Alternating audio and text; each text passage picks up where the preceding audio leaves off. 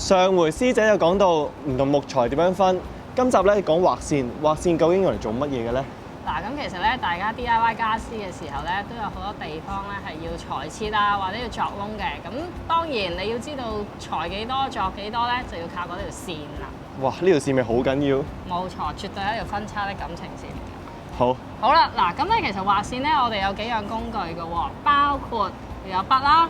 要有木材啦，同埋我哋要有角尺嘅。嗱，咁角尺咧，其實我哋都分咗幾種嘅。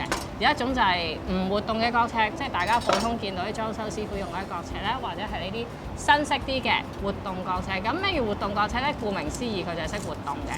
譬如我要畫一條20mm 嘅線，咁咧我就會將佢校到去20mm啦，佢綁住嚿木一畫，咁咧呢度就距離20mm。好啦，咁如果我想畫個窿，咁點算咧？喺翻呢邊一畫，然之後咧就用翻啲普通嘅角尺喺呢邊畫翻，咁你就會得到你要鑿嗰個窿喺度啦。咁使用上咧有咩大家要注意咧？嗱，使用上咧其實大家有幾樣嘢要注意嘅。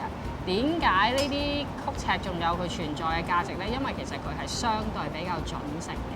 譬如果我要鋸走呢條木嘅一部分啦，咁我譬如可能要鋸走5個mm 咁先算啦。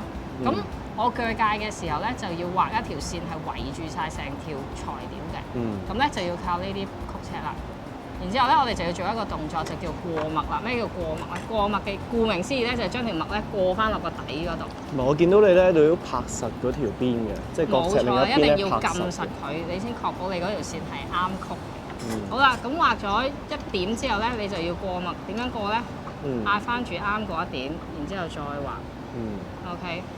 咁當如果佢係啱見料啱曲嘅時候咧，最後啊，你應該咧就係可以咧連得翻埋一整個圈，係啱啱好貼住晒嘅。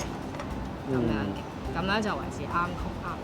咁如果喺出面咧，有啲師傅咧可能會手頭上咁啱乜都冇啦，咁你點樣可以畫到一條直線出嚟咧？哇！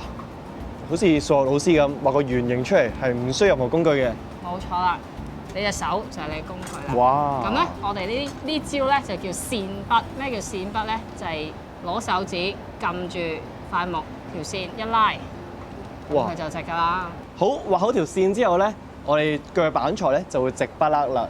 之後下一集師姐我哋會講啲咩咧？下一集我哋教刨。刨。